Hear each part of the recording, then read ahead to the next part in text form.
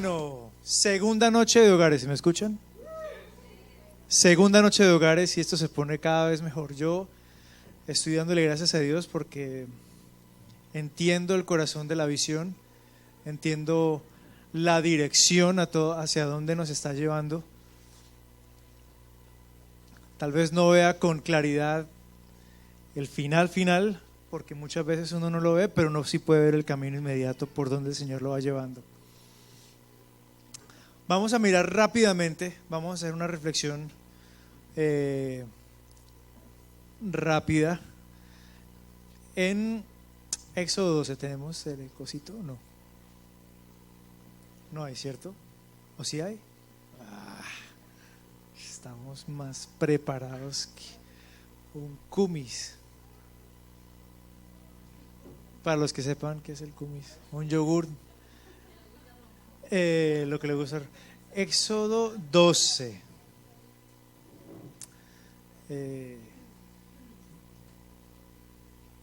Muy bien.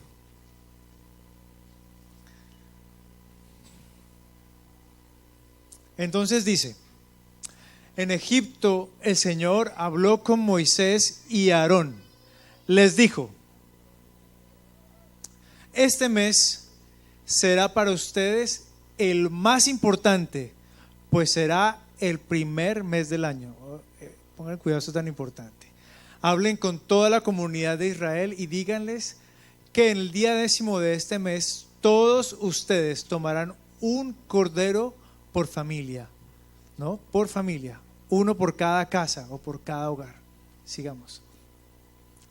Si alguna familia es demasiado pequeña para comerse un cordero entero, deberá compartirlos con sus vecinos más cercanos, teniendo en cuenta el número de personas que sean y las raciones de cordero que se necesiten según lo que cada persona haya de comer. Y sigamos. El animal que se escoja puede ser un cordero o un cabrito de 1 año y sin defecto, al que cuidarán hasta el 14 mes, día en el que la comunidad de Israel en pleno lo sacrificará al caer la noche. Tomarán luego un poco de sangre y la untarán en los 2 postes y en el dintel de la puerta de la casa donde coman el cordero. Sigamos. Deberán comer la carne esa misma noche, asada al fuego y acompañada de hierbas amargas y pan sin levadura. No deberán comerla cruda ni hervida, sino asada al fuego, junto con la cabeza, las patas y los intestinos. Muy descriptivo, sigamos. Y no deben dejar nada. En caso que algo quede, le quemarán al día siguiente. Comerán el cordero de este modo: con el manto ceñido a la cintura, con las sandalias puestas, con la vara en la mano y deprisa. Se trata de la Pascua del Señor. Vamos a hacer una pequeña... ¿Sigo leyendo? Es que me miraste. Vamos a hacer una pequeña reflexión sobre la Pascua. En la palabra hay un cierto principio que no es necesariamente una regla. Y este principio dice, consiste en el principio, no sé si lo han escuchado, de la primera mención. No sé si lo han escuchado. Es un principio, no es una regla necesariamente, pero cuando una cosa es mencionada por primera vez en la palabra, por primera vez, ese significado va a marcar el camino de esa palabra a lo largo de la palabra, de la escritura. Entonces, esta es la primera vez que se habla de Pascua en la palabra. Es una celebración, es una conmemoración que se hace en familia, es una cena. Ahora les pregunto, ¿es una cena que toma lugar? ¿Alguien se acuerda en qué momento sucede la Pascua?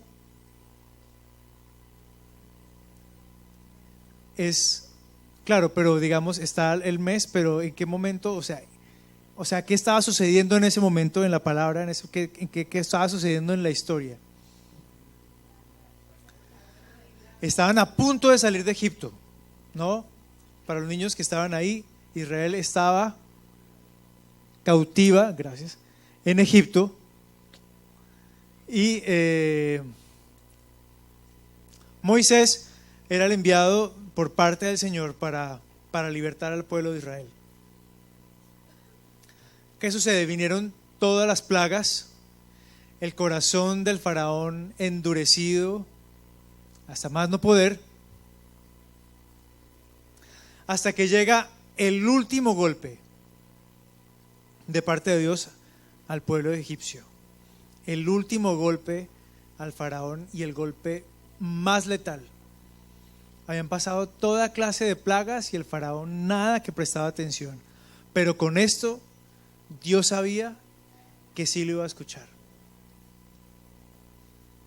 Y es que el ángel de Dios iba a venir y le iba a quitar la vida a todos los primogénitos de cada familia en esa región. ¿Saben qué son primogénitos, niños? ¿Qué son primogénitos? Los primeros hijos. ¿Hay algún primogénito aquí? Por ejemplo, Cristian es primogénito. ¿Quién más? Y de los grandes, ¿quién es primogénito? Yo no. Muy bien. Tú, Carlos, eres. Mira, Carlos William es primogénito. Tú, ni hablar. ¿Quién más es primogénito aquí? Ah, mira, Dimunch. Dieguito. Ah. El Juan Piz también es primogénito. Y mi hija. Aquí delante de la gente. Ya dijimos que no.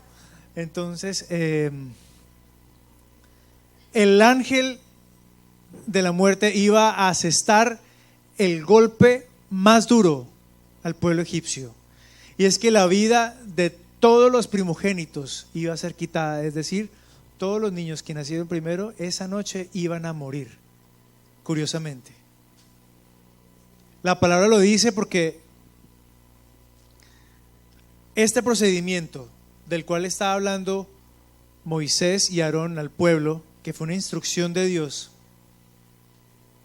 más que una celebración, es una conmemoración y es una acción de gracias familiar.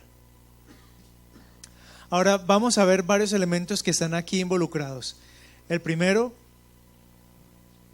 se trata de una cena que se lleva a cabo en familia, pero ¿cuáles son los elementos de la cena?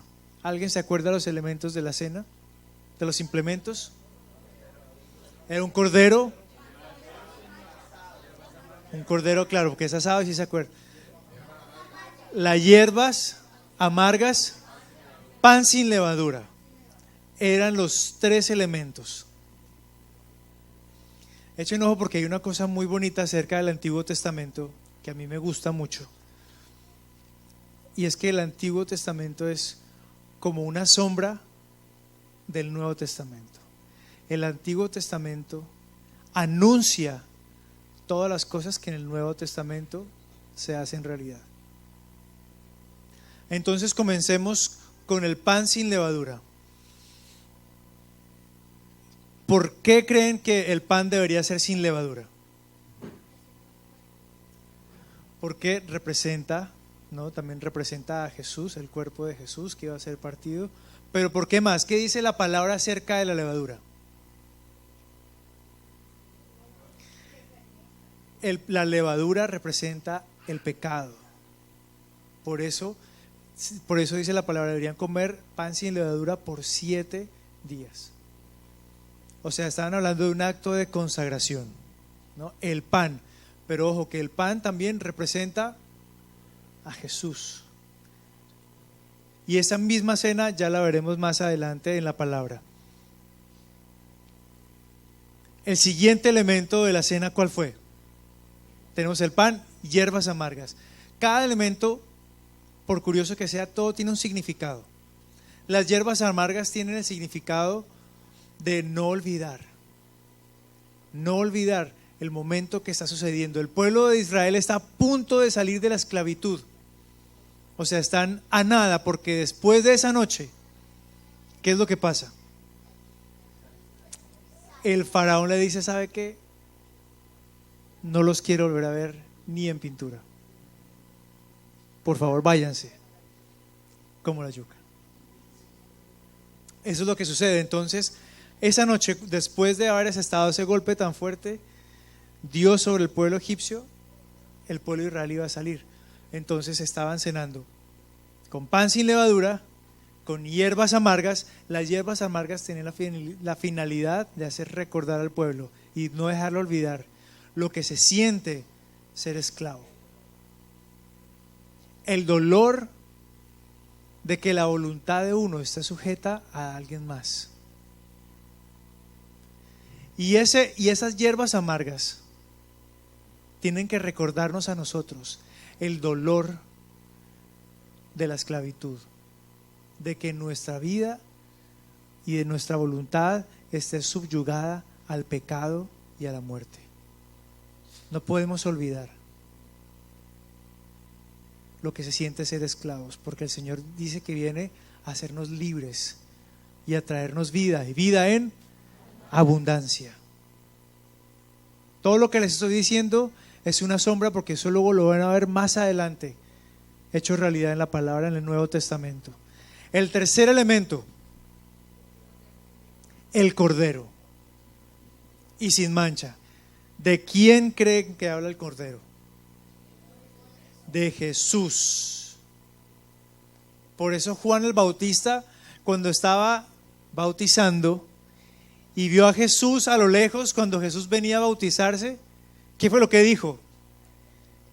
Ahí está el Cordero de Dios. Ese es el Cordero de Dios. Ni siquiera yo soy digno de amarrarlo o desamarrarle las chanclas. Yo ni siquiera soy digno. Y eso que Juan el Bautista en su momento era considerado uno de los profetas más grandes. Pero la virtud de Juan el Bautista no residía en la importancia que él tenía, sino que él siempre le daba la importancia al Señor. Él, aún sin saber cómo sería, él decía: hay que preparar un camino para el Señor. Que todo monte se baje, que todo lo llano sea levantado, que todo quede así planito para levantar, para preparar una autopista para la presencia de Dios, para la venida de Jesús.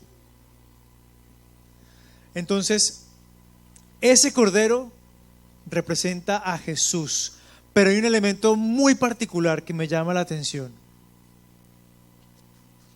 Aparte de la carne que tenía que ser asada, había un elemento más en el Cordero, que era la sangre. Son todos elementos muy importantes y muy valiosos. Ahora, la sangre del Cordero representa la sangre de nuestro amado Jesús. Pero este acto de obediencia era muy particular. Era un acto de fe en primer lugar, pero era obediencia. ¿En qué tocaba hacer con la sangre? ¿Alguien se acuerda qué tocaba hacer con la sangre? En el dintel, en las columnas de la puerta, o sea, en las partes, ¿sí, mija? En los postes de la puerta, en el dintel. ¿Por qué no se pone en el umbral? ¿Saben cuál es el umbral? El umbral es la misma área, pero en el piso. El umbral es lo mismo, como la parte de arriba, pero abajo. No se pone en el piso, porque poner en el piso es una deshonra. Poner sangre en el piso, la sangre de Jesús para ser pisoteada, es una deshonra a su sacrificio. Pongan atención, porque desde aquí se está anunciando el sacrificio de Jesús. Ellos, aún sin saberlo, estaban celebrando como en una sombra, como viendo en un espejo sin tenerlo todo muy claro. Estaban celebrando el evento más grande que iba a partir la historia de la humanidad en dos. Era la venida de Jesús. Este acto de obediencia tenía algo en particular, porque la sangre debía ponerse en las columnas y en el dintel. Ahora, ¿por qué piensan? Eso estábamos pensando hoy. ¿Por qué no en las habitaciones? ¿Por qué no en la sala? ¿Por qué no en la frente de los primogénitos? ¿Por qué no en la frente de todas las personas? ¿Por qué piensan eso? ¿Por qué creen que no? El punto de entrada es el punto de entrada del hogar. Luego, esa fe que ellos estaban promoviendo ese día, porque era un acto de obediencia, era un acto de fe, era un acto de fe que se podía ver, era visible. El vecino que estaba al lado, o tal vez el soldado egipcio que pasaba, lo podía ver. La sangre era visible, lo que entonces quiere decir que el pacto era visible, no se escondía. El pacto estaba a la luz de las calles, estaba a la luz de toda la gente, y ese pacto expuesto hacia la calle fue lo que los libró y los salvó. Es el pacto, es la fe, es la obediencia,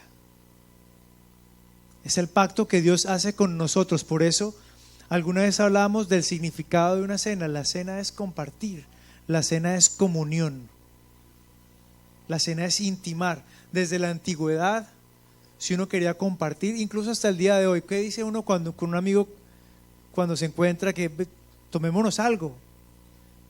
¿Cuándo comemos algo? Comamos algo. Eso es compartir.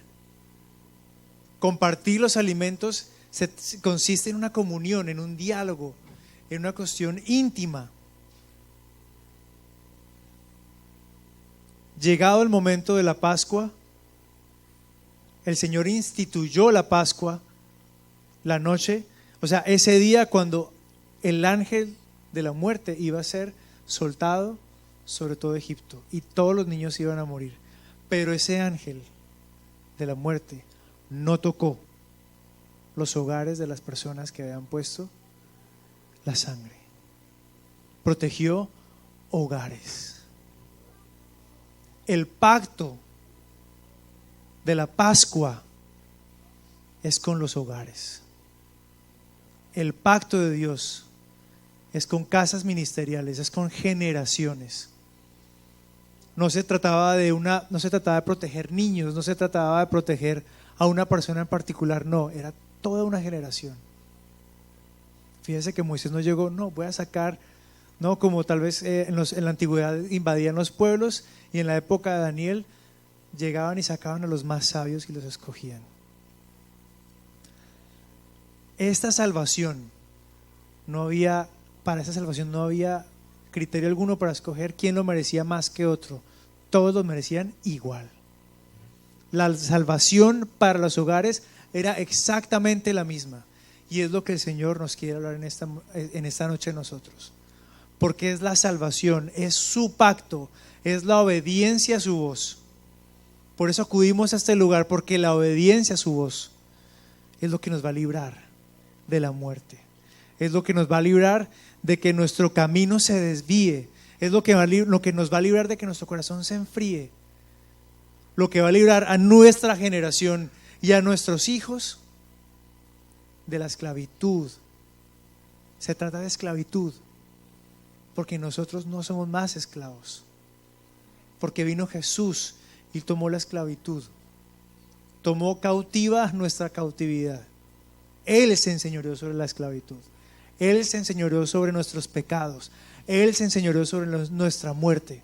Porque para nosotros, para Dios, estábamos muertos a causa de nuestro pecado. La Pascua es una celebración para recordar. Es una celebración en familia de gratitud. No solamente es una celebración, sino también es una declaración de fe. La declaración de fe que es visible en las personas. Es una declaración de fe que nos guarda. Es una declaración de fe que nos libra. Ahora hay otros elementos muy interesantes en esta cena, porque dice la palabra que siendo la cena en la casa, no se van a vestir de cualquier manera, ¿no? Como uno está en la casa y uno va a comer y se quita los zapatos, ¿no? Se pone las chanclas, baja uno en shorts, en camisa en el mejor de los casos, porque está en la casa de uno, ¿no? Pero en este caso era distinto. La palabra dice que tenían que estar con el manto puesto y amarrado en la cintura.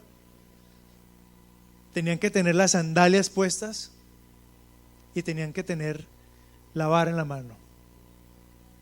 ¿Cómo es eso? Exacto, no el escudo, pues no, la vara. Tenían que estar listos. Eso quiere decir una cosa para mí muy importante, y es que todo esto relacionado con la Pascua, con la cena y ese significado, también tiene que ver con que estamos en movimiento. Que el Señor no nos trajo a un lugar simplemente como para dejarnos pastar. Al final del día, cuando ustedes ven, cuando llegaron a la tierra prometida y Josué llegó, no fue como que, ay, llegamos, ay, sírvame la comida, mija, porque ya llegué, y se sentó. No. Cuando ellos llegaron, cuando el pueblo de Israel llegó a la tierra prometida, ¿qué fue lo primero que hicieron? Pelear, empuñar sus espadas. Y fue cuando dijeron no, o sea, son muy grandes, son gigantes. Y Josué y Caleb dijeron, puede que sean muy grandes, pero su amparo ha sido quitado de ellos. Y nosotros los comeremos como pan. Ese pueblo somos nosotros, que vamos a poseer las puertas de nuestros enemigos y los vamos a comer como pan, a causa del pacto que Dios ha hecho con nosotros, a causa de que nosotros también respondemos a ese pacto. Nosotros somos parte de esa generación. Nosotros somos parte de esa misma iglesia que incluso aún sin ser fundada, ellos son los padres. Nosotros somos parte del mismo cuerpo, somos parte de la misma novia. Y desde ese momento la declaración de Dios sobre la cena es que no es sentarse como a relajarse y a comer desaforadamente y a dejar que las cosas sucedan. No, es una cena dinámica.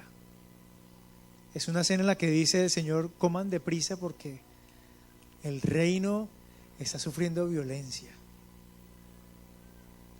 Y solamente los violentos lo arrebatan. El reino es una cuestión que está en constante movimiento. El reino demanda movimiento. El reino demanda sacrificio.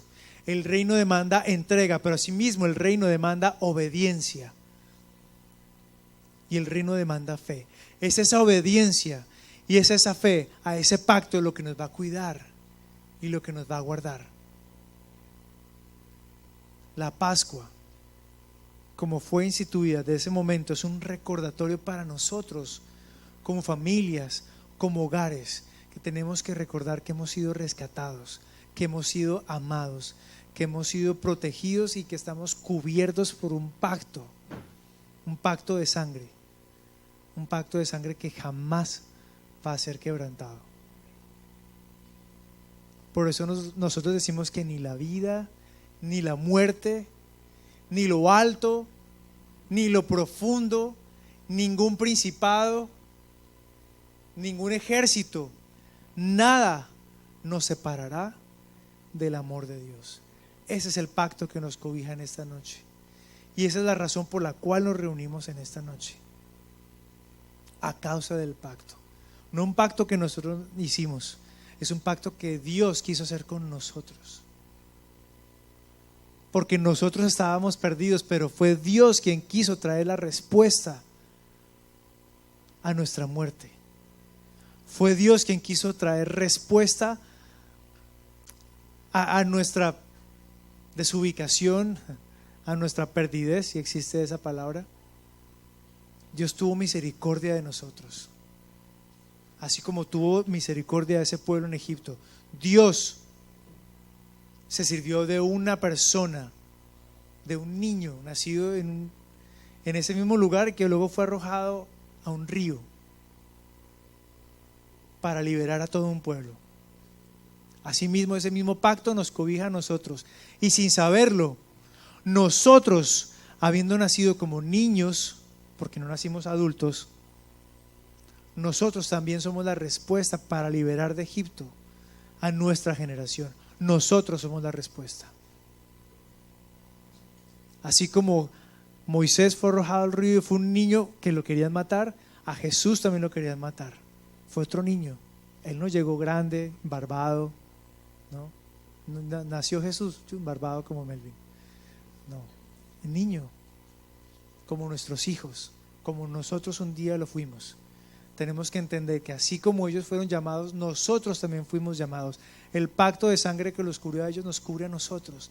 Y el propósito de redención que ellos lo tenían, lo tenemos nosotros, por el pacto de sangre. Entonces la Pascua nos habla de una conmemoración, de una celebración, para recordar, para no olvidar el pasado, para no olvidar el pecado y la muerte de la cual fuimos sacados, de la miseria espiritual en la que caminábamos y aún no lo sabíamos. Para eso es la Pascua, para recordar de dónde venimos y que no se nos olvide. La Pascua para recordar que ese pan sin levadura representa a Jesús en nuestro hogar. Es ese pan que es partido, que el mismo Señor Jesús lo partió y dijo: este es mi cuerpo. Ese es el pan. Él mismo es el pan. No es un pan para mojar en el café, no es un pan para ponerlo en la alacena, es un pan para comer, porque Él se hace vida en nosotros, porque Él es la vida. Y el vino que el Señor Jesús una vez ofreció en la última cena es su sangre también. Él dijo: esta es mi sangre también. Ustedes son mi carne, ustedes son mi sangre. Nosotros estamos unidos ahora, nada nos va a separar.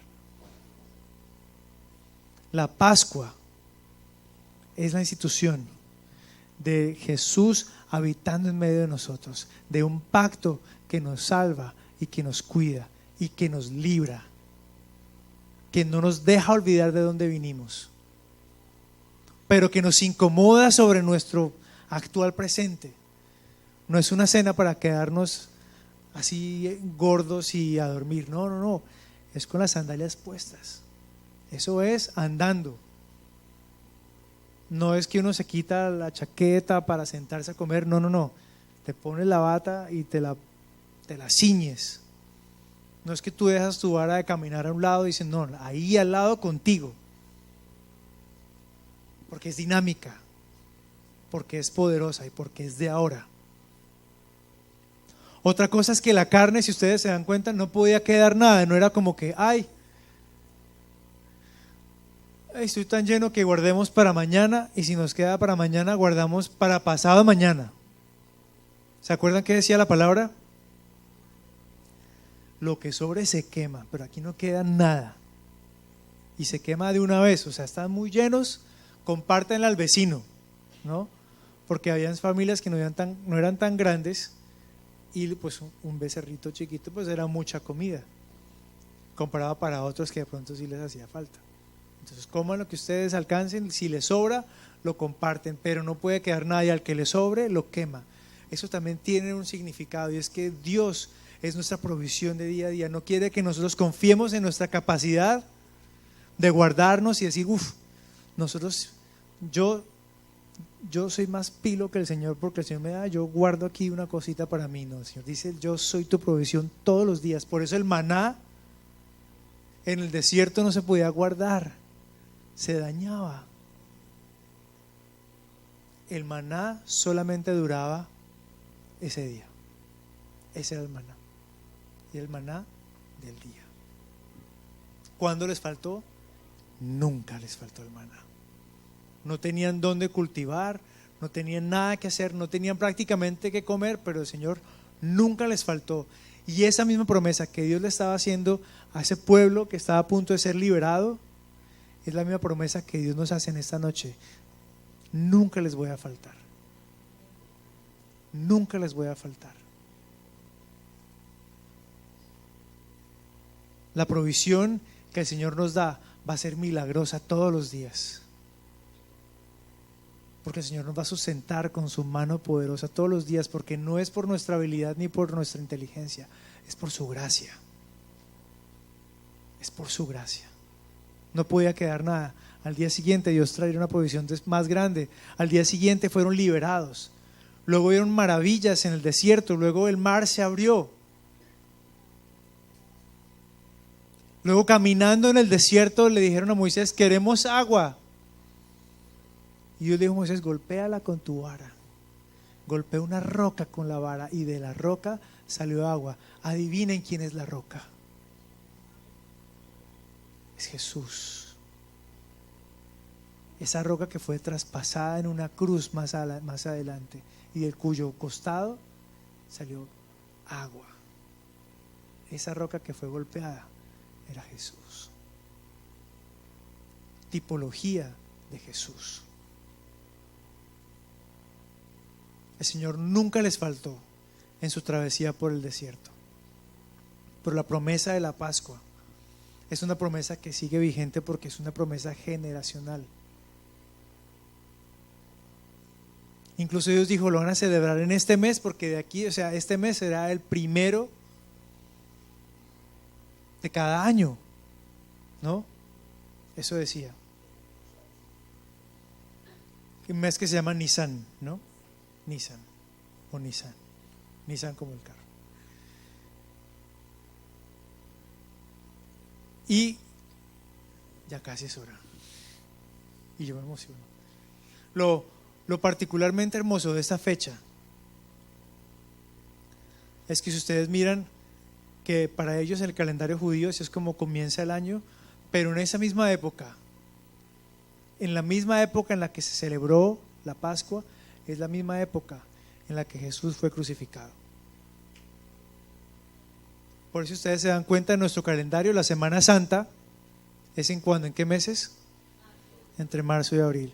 Exactamente los mismos meses de la Pascua. Exactamente. Luego la Pascua es una sombra de lo que más adelante vendría a suceder. Jesús ofreciendo su cuerpo, Jesús ofreciendo su carne, Él siendo el pan y Él mismo siendo el Cordero, cuya sangre iba a ser derramada. Ese pacto tiene que ser visible delante de todos los hombres, porque ese pacto nos va a cuidar a nosotros y va a cuidar a nuestros hijos. Es un pacto para los hogares. La institución de la Pascua no es una institución con personas ni con individuos, es una institución con hogares. De eso se trata la Pascua, hogares. De otra cosa que se trata la Pascua es de generaciones, porque dice la palabra: y lo harán de aquí en adelante. O sea, eso va a ser, es un mandato eterno. Lo van a hacer. La Pascua es con generaciones. Ellos morirían, pero las generaciones que vendrían después lo harían. La Pascua nos permite recordar la bondad de Dios y el pacto que Él hace con las familias, con nuestras familias. ¿Cuántas cabezas de familia hay aquí? Solamente como por contar. Esos son los hogares representados. Ahora, ¿quiénes están aquí sin sus papás? Como Cristian, por ejemplo, que son hogares. ¿Puedes levantar tu mano? Gracias. Esos son otros hogares que están representados aquí. En tu hogar hay un pacto, en tu hogar hay un pacto también. Un pacto de bendición. Nosotros tenemos un pacto de bendición. Es un pacto que Dios quiso celebrar con nosotros a causa de su gracia y de su misericordia. Para no olvidar lo que se siente ser esclavos del pecado, para que el día de hoy nosotros digamos: el Señor nos ha librado, Dios ha sido fiel, su mano poderosa nos ha sostenido, nos ha librado de la muerte, nos ha librado de estar revolcándonos en una vida muy triste, sin destino, sin esperanza y en pecado. La Pascua representa la redención misma, pero es el pacto de Dios con nosotros. Un pacto que hasta el día de hoy y nuestras generaciones van a vivir y van a recibir. Amén. Muy bien. Esta es una pequeña meditación sobre la Pascua. Yo sé que el pastor va a continuar y va a ampliar ese tema, estos y muchos otros, pero quería dejar esta pequeña reflexión, una reflexión muy sencilla pero muy profunda, para que no olvidemos lo que Dios ha hecho con nosotros, lo que Dios puede hacer con nosotros y lo que Dios va a hacer en nuestros hijos. Eso es lo que Dios va a hacer con nosotros y con los hijos de nuestros hijos.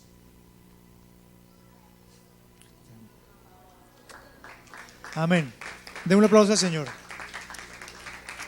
Bueno, Señor, queremos darte gracias. Todos los hogares que estamos aquí reunidos, si estás ahí con tu hogar o una persona cercana, vamos a tomarnos de las manos.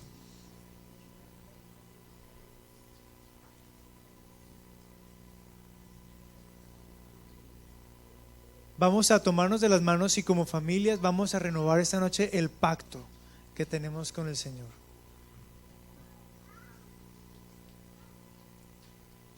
Señor, queremos en esta noche delante de ti declararte nuestro amor. Recordar que, Señor, tú nos amaste primero. Oh Jesús, que tú sufriste primero, que tú diste tu vida por nosotros en la cruz. Que tú nos has rescatado, Señor, de un futuro de muerte, un futuro sin esperanza, un futuro de aflicción. Tú nos has tomado aún a pesar de las cadenas que traíamos de generaciones atrás, de pecados generacionales que traíamos. Tú nos has librado y nos has traído y nos has cobijado, Señor. En esta noche, Señor, juntos como familia, queremos renovar el pacto contigo. Vamos a decirle: yo renuevo mi pacto contigo. Mi casa y yo serviremos al Señor. Señor, no queremos olvidar el pacto que tú has hecho con nosotros en esta noche. Por eso lo renovamos y declaramos que nuestro corazón, nuestra vida y nuestra generación estará entregada a ti. Que el pacto que tú has hecho con nosotros a través de tu sangre siempre será visible, Señor, en el dintel de nuestra casa, en las columnas de nuestra casa. Que las personas que están aún caminando frente a nuestra casa lo sepan y lo pueden ver. Hay un pacto en esta casa. Es un pacto superior y la muerte no tiene autoridad, no tiene dominio, no tiene ningún derecho a tocar a ninguna de las personas que habitan esa casa a causa del pacto. Nosotros reclamamos ese pacto sobre nuestras vidas. Renovamos, Señor, nuestro compromiso contigo, nuestra devoción. Padre, nuestra casa te pertenece. Padre, nuestra vida te pertenece. Y nuestros hogares te pertenecen. Mi hogar te pertenece. Mis hijos te pertenecen. Y mis hijos después de ellos. Gracias, Señor. No hay un pacto más alto, Señor. No hay un pacto más alto.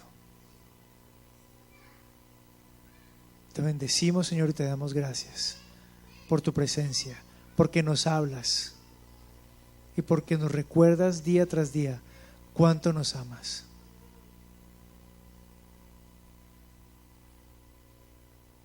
Te amamos, Señor. Te amamos, Señor. Amén.